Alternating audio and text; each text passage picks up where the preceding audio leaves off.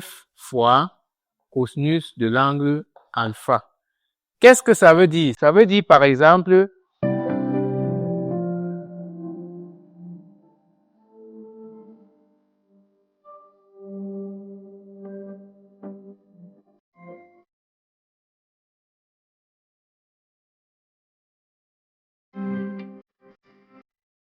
si dans cet exercice, on m'avait donné la valeur de F, de grand F, et on m'avait donné la valeur de l'angle, et qu'on me demandait de trouver la valeur de la force, de trouver l'intensité et la force de frottement, voilà la relation que je devrais utiliser pour trouver la valeur, ou encore la valeur ou encore l'intensité et la force de frottement.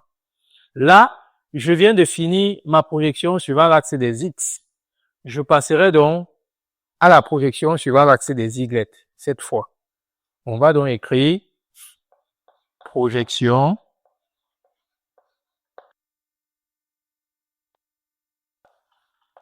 suivant l'axe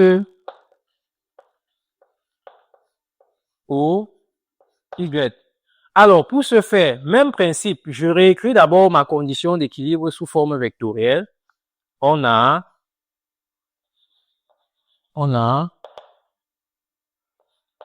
P plus Rn plus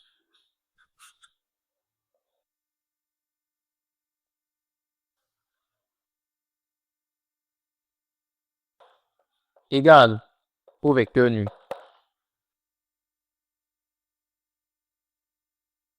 Je viendrai donc, suivant l'axe des Y, repérer toutes les forces qui sont représentées suivant l'axe des Y.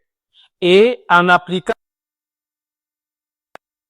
je vais faire la projection suivant un axe. Toute force qui est représentée dans le bon sens du repère est comptée positivement en module et toute force qui est représentée dans le sens contraire du repère est comptée négativement.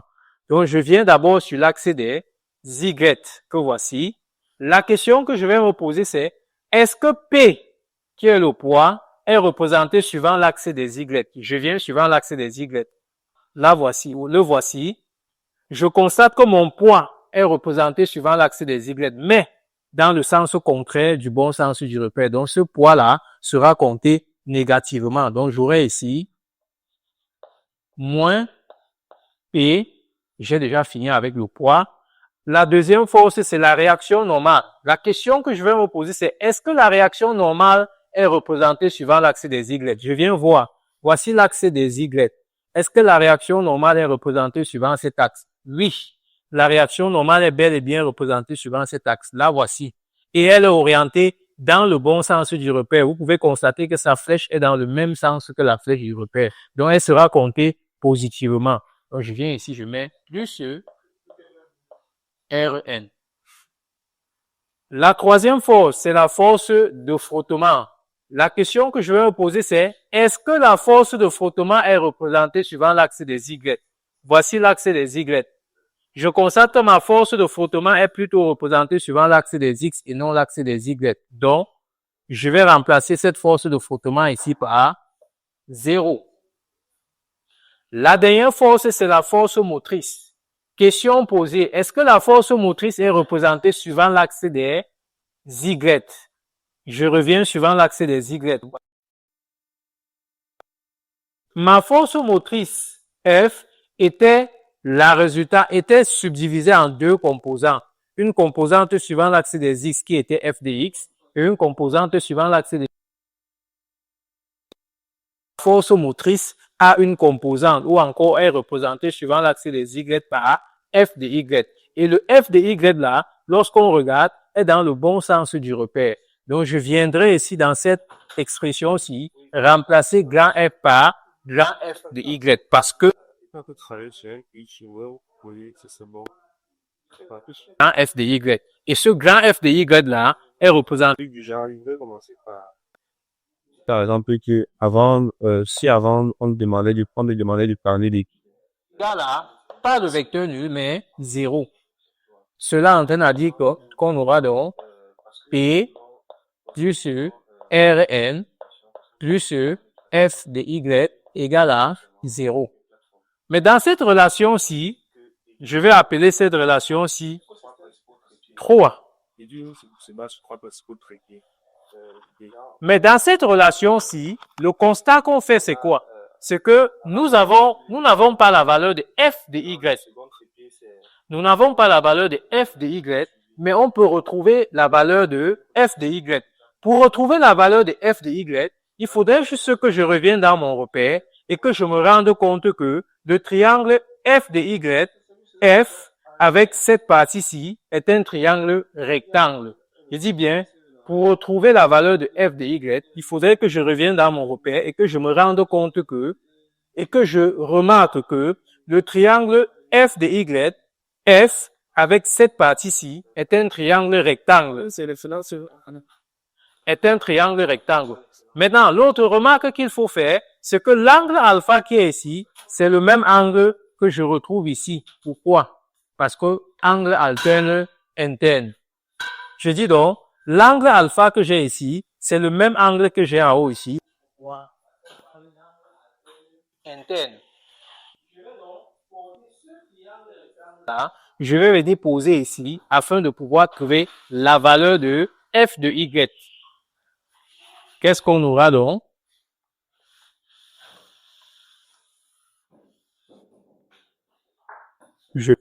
Qu'est-ce qu'on aura donc? Déterminant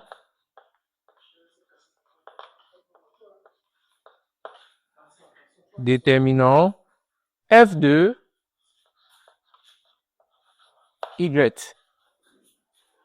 Pour cela donc, je vais porter ce triangle rectangle-ci que je viendrai représenter ici. Voilà ce triangle rectangle-là.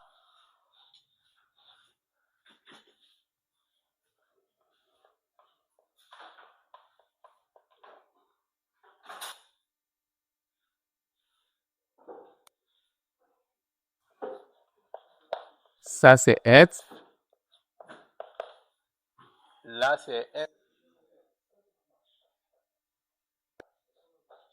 Triangle alpha, là, le voici.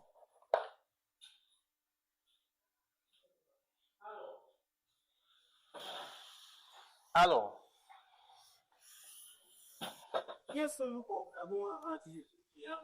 là, nous constatons que le côté f de y est opposé à cet angle-ci.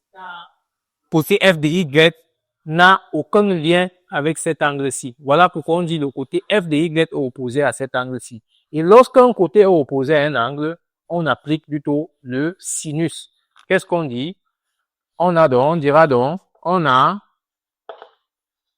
sinus de l'angle alpha égale à côté opposé à l'angle qui est f de y sur l'hypoténuse qui est f. Cela entraîne à dire que notre f de y que nous cherchons est simplement égal à grand F fois sinus de l'angle alpha. Voilà donc mon f de y que je viens de trouver. J'appelle ça relation 4. Je viendrai donc remplacer cette relation 4-ci dans la relation 3. Remplaçons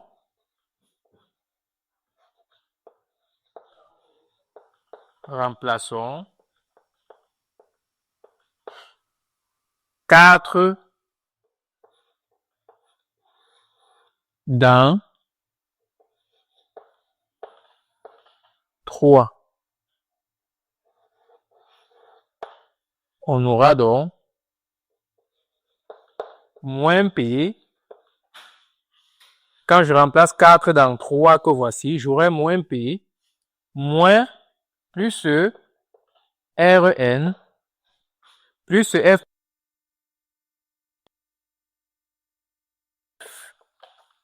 sinus de l'angle alpha égale à 0. À partir de cette relation-ci, le paramètre qu'on peut facilement trouver, c'est R de n. Et moins F sinus de l'angle alpha.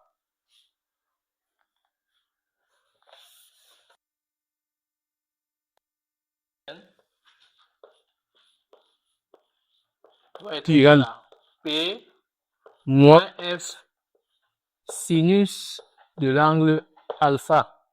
Or, n'oublions pas, P est égal à M fois G. Cela entraîne à dire que notre R de N doit être égal à M fois G moins F sinus de l'angle alpha. Voilà donc l'expression de R de N que je viens de trouver. Comme pour dire, si dans l'exercice, on m'avait donné le poids et la valeur de F ainsi que l'angle, facilement je pouvais trouver Rn. Alors, souvenons-nous, lorsque nous abordions ces notions de force, je vous avais dit que dans un exercice, lorsqu'il y a présence de la force de frottement et de la réaction normale, il y aura par conséquent présence de la réaction. Je vous avais dit, dans un exercice, lorsqu'il y a présence de la force de frottement et de la réaction normale, il y aura par conséquent présence de la réaction. Et la réaction là sera la résultante, le vecteur résultant entre la force de frottement et la réaction normale. Je reprends. Dans un exercice de mécanique, lorsqu'il y a présence de la force de frottement et de la réaction normale, il y aura par conséquent présence de, c'est la résultante, c'est le vecteur résultant entre le vecteur force de frottement et le vecteur réaction normale. Ça veut dire quoi? Dans cet exercice-ci, je peux donc facilement calculer la valeur de la réaction. Comment est-ce que je calcule la valeur de la réaction? Pour pouvoir calculer la valeur de la réaction,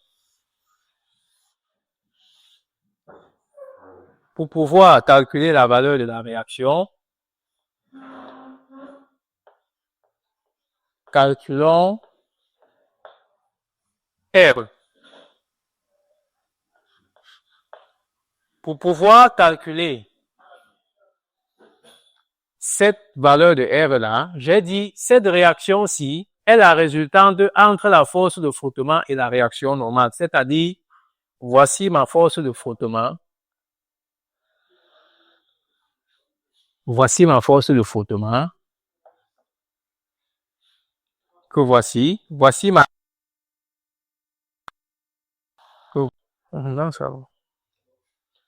Alors, là c'est donc F, Rn, et comme j'ai dit, la réaction c'est la résultante de Rn et F. La résultante, pour avoir la résultante, je vais prendre ça, je prends cette force-ci, que je viens représenter ici en trait interrompu, donc j'aurai ça.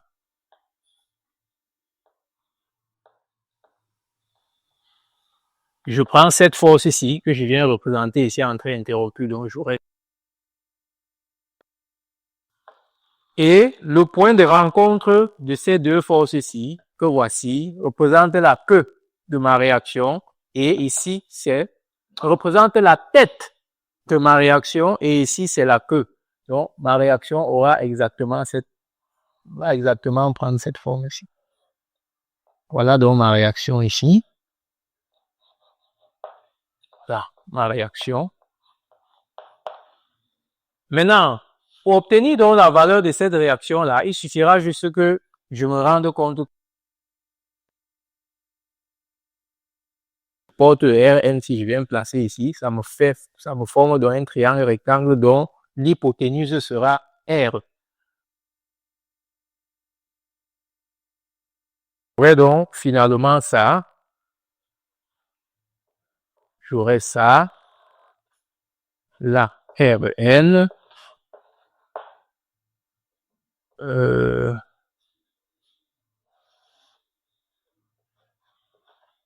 Non. Rn.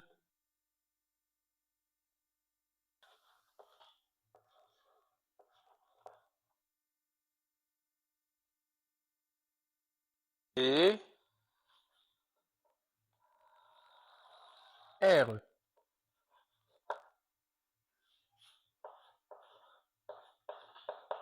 Nous sommes donc là dans un triangle rectangle. dont l'hypoténuse est Rn. Et dans un triangle, d'après Pythagore, le carré de l'hypoténuse, dans un triangle, d'après Pythagore,